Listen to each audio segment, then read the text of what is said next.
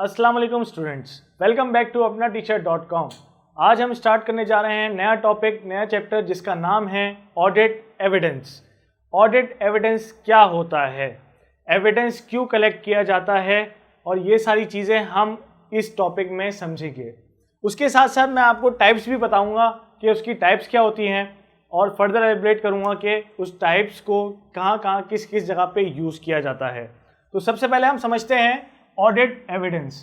Audit के दरमियान जो भी डॉक्यूमेंटेशन होती है, डॉक्यूमेंटेशन का मतलब है क्लाइंट आपको हार्ड में या सॉफ्ट में, हार्ड मतलब आपको पेपर फॉर्म में अगर कोई एविडेंस दे रहा है, कोई इनवॉइस दे रहा है, तो वो डॉक्यूमेंटेशन की फॉर्म में आ जाएगा और वो एविडेंस कहलाएगा आपका।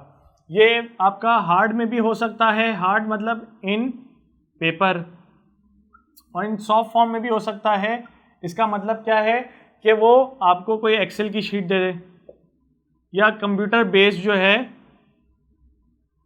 बेस्ड कोई एविडेंस आपको प्रोवाइड कर दे, ठीक है। तो ये सारी की सारी चीज़ें आपकी डॉक्यूमेंटेशन के अंदर आ जाएगा। उसके अंदर दूसरी चीज़ अगर हम बात करें, तो दूसरा एस्पेक्ट अगर हम ऑडिट एविडेंस के अंदर बात करें, तो डॉक्यूमेंटेशन के अलावा भी आप जो खुद से जाके वहाँ पे परफॉर्म करते हैं कुछ प्रोसीजर्स, और उसकी बेसिस के ऊपर कोई चीज़ आप मांगते हैं, उनसे कोई आप इंटरव्यू ले रहे हैं या उस बारे में इंक्वायरी कर रहे हैं, तो वो इंक्वायरी की फॉर्म के अंदर जो आप एविडेंस कलेक्ट करेंगे, उनसे इंफॉर्मेशन लेंगे, इंक्वायरी की फॉर्म में जो आप इंफॉर्मेशन लेंगे उनको, वो भी आपका उस पर्टिकुलर फाइनेंशियल स्टेटमेंट से रिलेटेड जिसके ऊपर आप ऑडिट कर रहे हैं, उससे रिलेटेड आप इंफॉर्मेशंस भी लेंगे इंक्वायरी के थ्रू, वो भी आपका एविडेंस माना जाएगा। अच्छा, एविडेंस के अंदर हम रिलायबिलिटी भी चेक करते हैं और उसकी रेलेवेंसी भी चेक करते हैं। रिलायबिलिटी और रेलेवेंसी की अगर मैं बात करूं, तो रिलायबिलिटी क्या होती है कि वो कितना ज़्यादा रिलायबल है, मतलब वो फर्स्ट हैंड चीज़ है या उन्होंने मैन्युपुलेट तो नहीं किया हुआ, उसको चेंज तो नहीं किया हुआ, उसकी कॉपी तो नहीं है। फ़र्ज़ करें अगर कोई इनवॉइस आपको ओरिजिनल मिल जाती है, तो वो जो ओरिजिनल इनवॉइस है वो ज़्यादा रिलायबल है किस चीज़ के, जो आपको कॉपी की इनवॉइस देते हैं। अगर वो कॉपी इनवॉइस देंगे आपको, या आपको स्कैन इनवॉइस देंगे, तो आपका एक स्केप्टिसिज्म, आपका एक शक आएगा उसके अंदर कि वो चीज़ हो सकती है कि वो ऑल्टर हुई भी हो या चेंज हुई भी हो, तो वो चीज़ आपकी रिलायबिलिटी के अंदर फॉर्म करती है। रेलिवेंसी क्या चीज़ होती है, रेलिवेंट उस पर्टिकुलर फाइनेंशियल स्टेटमेंट से रेलिवेंट है या नहीं है। फ़र्ज़ करें जो एक्सपेंस आपको दिया जा रहा है, उसका जो वाउचर दिया जा रहा है या इनवॉइस दी जा रही है, वो उस पर्टिकुलर पीरियड से पर्टेन ही नहीं करती। मतलब आप अगर ऑडिट कर रहे हैं 19 और 20 का, और वो आपको इनवॉइस दे देता है 18 और 19 की, तो वो इस पीरियड से रेलिवेंट ही नहीं है, वो आपके लिए रेलिवेंट ऑडिट एविडेंस ही नहीं है। तो ये दोनों चीज़ें भी हम चेक करते हैं ऑडिट एविडेंस के अंदर। चलें इसके आगे अगर हम बात करें, तो टाइप्स ऑफ ऑडिट एविडेंस क्या होते हैं। सबसे पहले ऑब्जर्वेशन की बात करते हैं।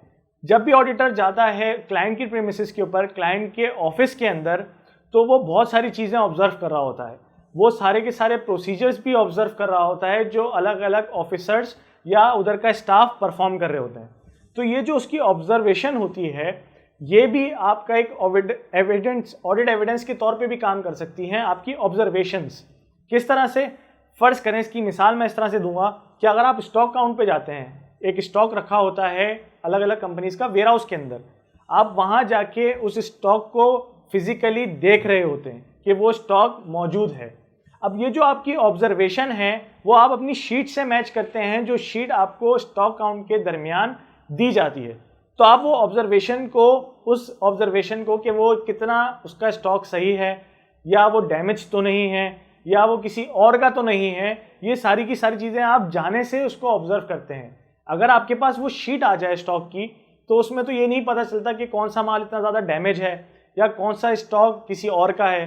वो तो आप खुद ही जाके विजिट करेंगे, वहाँ का स्टोर कीपर आपको बताएगा कि ये डैमेज हो चुका है, इसके ऊपर प्रोविजंस भी आ सकती हैं, या उसके अंदर ये चीज़ जो है वो थर्ड पार्टी से बिलोंग करती है, मतलब ये हमारी स्टॉक नहीं है। ये सारी की सारी चीज़ें ऑब्जर्वेशन के अंदर आपकी आ जाती हैं। उसके बाद है टेस्टिमनी ऑफ थर्ड पार्टी। अच्छा, थर्ड पार्टी से हमारा लेना देना ये इसलिए होता है कि कभी कभार जो कस्टमर होता है उसके ऊपर हम इस तरह से रिलाई करते हैं, क्योंकि वो थर्ड पार्टी सोर्स होता है, उसका बिजनेस से कोई लेना देना नहीं होता, उसको सिर्फ अपने पैसों से या अपनी ट्रांजैक्शन से या अपने बिजनेस से जो कि वो क्लाइंट के साथ कर रहा है उससे लेना देना होता है। तो हम उसकी थर्ड पार्टी की जितनी भी कन्फर्मेशन होती हैं या जितनी भी वो बातें हमें बताता है कि ये चीज़ें ऐसी नहीं हैं। फर्ज करें, इसकी मिसाल ऐसी है कि अगर क्रेडिट सेल्स की अगर हम बात करें, क्रेडिट सेल्स होती है, इसका मतलब है उधार पे माल दिया है आपने। जो कस्टमर आपको पैसे देने हैं, हम उनसे एक रिटर्न में पूछते हैं कि आपको कितने पैसे देने हैं। वो हमें उस चीज़ को अप्रूव करके साइन करके अपना हमें वापस वो लेटर भेजता है, उसको हम कन्फर्मेशन कहते हैं। अच्छा, वो जो कन्फर्मेशन होती है उस अमाउंट को हम उस अमाउंट से मैच करते हैं जो उसका लेजर हमारे पास हमारे फाइनेंशियल स्टेटमेंट्स में आ रहा होता है। उसका जो लेजर हमें मिलता है हम उससे पार्टीज के लेजर से मैच करते हैं। वो अमाउंट अगर मैच कर जाती है इसका मतलब है कि वो अमाउंट करेक्टली स्टेटेड है इन फाइनेंशियल स्टेटमेंट्स। अगर वो अमाउंट सही तरह से नहीं मैच करती तो हम रिकंसाइल करवाते हैं। रिकंसाइल का मतलब उस पर्टिकुलर बंदे से उस बिजनेस जो हमारा जो क्लाइंट है उनके दरमियान लेजर्स लेकर आते हैं जो रिकंसिलेशन का मसला होता है। कभी कभार ऐसा होता है कि कैश ट्रांजिट होता है, इन ट्रांजिट का मतलब है कि कैश कभी कभार पहुंचने में टाइम लगाता है। तो जब आप डिलीवरी कर देते हो कैश की, वहाँ पे से आपके पास से तो आउट हो जाता है, उनके पास इन नहीं हो पाता, तो वो आपका एक डिफरेंस क्रिएट कर देता है। तो ये एक एग्जांपल्स दे रहा था मैं कि कैसे थर्ड पार्टी से हम एक एविडेंस लेते हैं और उसको हम एज अ रिलायबिलिटी के तौर पे अच्छा देखते हैं, क्योंकि वो इंडिपेंडेंट अपना ओपिनियन देता है। उसका कोई ना कोई अफेयर नहीं होता इनके साथ, ऐसा बिजनेस के साथ जो उसके फायदे के लिए हो, जो उसके इंटरेस्ट के लिए हो। तीसरी अगर हम बात करें तो सेटिस्फैक्ट्री इंटरनल कंट्रोल। अच्छा, इंटरनल कंट्रोल की मैंने अगर आपको बात की है तो पिछली भी वीडियोस में आप जाके देखेंगे तो इंटरनल कंट्रोल के अंदर आपका एक सिस्टम होता है, एक पूरा का पूरा एक आईटी सिस्टम होता है जो आपकी ट्रांजैक्शंस को रिकॉर्ड कर रहा होता है। अब वो जो ट्रांजैक्शंस को रिकॉर्ड कर रहा होता है उसके अंदर डे बाय डे कुछ चेंजेस भी आती हैं, कुछ आप चेंजेस भी करते हो, और उसके अंदर से ही आपकी जो फिगर्स होती हैं वो उठ के आपकी फाइनेंशियल स्टेटमेंट्स के अंदर आ रही होती है। लेजर्स के अंदर बनते हैं, फिर ट्रायल बैलेंस बनता है, उसके बाद आगे इनकम स्टेटमेंट और बैलेंस शीट भी बनती है। तो हम वो इंटरनल कंट्रोल को चेक कर रहे होते हैं जिस प्रोसेस के अंदर से आपकी सारी की सारी ट्रांजेक्शन्स रन हो रही होती हैं। मैनुअल काम तो रह नहीं गया, अब तो सारी चीज़ें टेक्नोलॉजी पर आ गई हैं, कंप्यूटर बेस्ड आ गई हैं। तो वो उस चीज़ के ऊपर हमें इंटरनल कंट्रोल्स देखने होते हैं कि वो सही हैं या नहीं है। ऑथराइज कर रहा है कोई बंदा तो वो सही कर रहा है या नहीं कर रहा, इनवॉइसेस सही जनरेट हो रही हैं नहीं हो रही, पेमेंट सही हो रही है, पेमेंट रिसीव हो रही है तो सही नहीं हो रही। ये सारी की सारी चीज़ें हम इंटरनल कंट्रोल्स में भी चेक करते हैं। तो हम सेटिस्फैक्ट्री इंटरनल कंट्रोल की भी एक रिपोर्ट लेते हैं जो हम अपने ऑडिट एविडेंस में बहुत अहमियत के हामिल रखते हैं। अच्छा, अगर मैं बात करूं तो अगर कंट्रोल्स स्ट्रांग होते हैं किसी भी कंपनी के, लॉजिकली बात कर रहा हूं, अगर कंट्रोल्स स्ट्रांग होते हैं तो आपको बाकी की इन्वॉइसेस वगैरह देखने के लिए इतनी ज़्यादा इंपॉर्टेंस नहीं रह जाती। वजह क्यों होती है? क्योंकि अगर आपने कंट्रोल्स चेक कर लिया और वो कंट्रोल्स अच्छे चल रहे हैं, उसको कोई उसमें से ब्रेक थ्रू नहीं कर सकता या उसमें से इन्वेड नहीं कर सकता, उसको छेड़ नहीं सकता अनऑथराइज, तो वो सही सारी ट्रांजैक्शंस रिकॉर्ड करेंगे। जब वो सारी ट्रांजैक्शन सही रिकॉर्ड करेंगे तो फाइनेंशियल स्टेटमेंट्स में भी जो आपकी फिगर्स जा रही हैं वो भी आपकी सही जा रही हैं।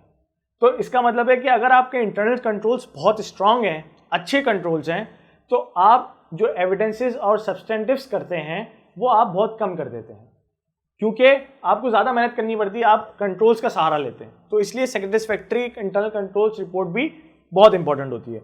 इसके बाद अगर हम आए तो सब्सिक्वेंट इवेंट की बात करते हैं। सब्सिक्वेंट का मतलब ही क्या है? आने वाला इवेंट। सब्सिक्वेंट मतलब आने वाला इवेंट। अच्छा, आने वाले इवेंट की अगर हम बात करें तो ये इवेंट वो होते हैं जो पीरियड होता है हमारा, जैसे 30 जून 2020 हमारा एंडिंग पीरियड है, रिपोर्टिंग पीरियड है।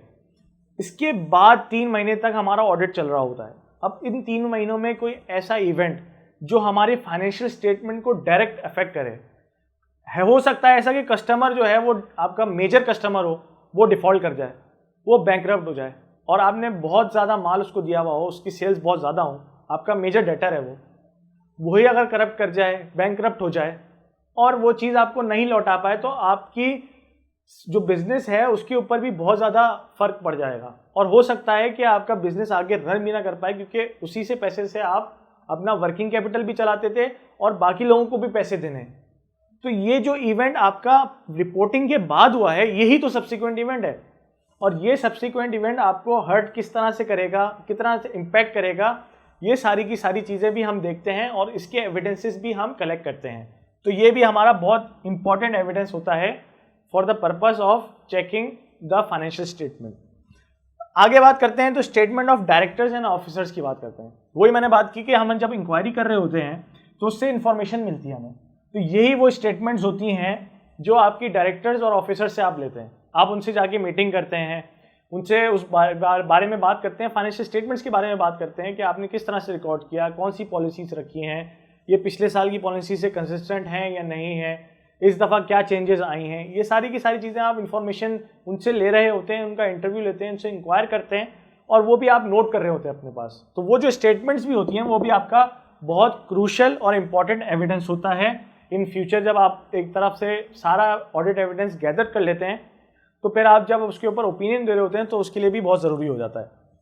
सबसे आखिरी में बात करूँगा अर्थमेटिकली कैलकुलेशन। कभी कभार हो सकता है ह्यूमन एरर हो जाए कि आप अगर कोई कैलकुलेशन कर रहे हैं और आप फाइनेंशियल स्टेटमेंट्स बना रहे हैं तो हो सकता है कि कोई प्लस माइनस या उसके अंदर जो एप्लीकेशन हो रहे हैं रेट्स के वो सही नहीं हो पाए।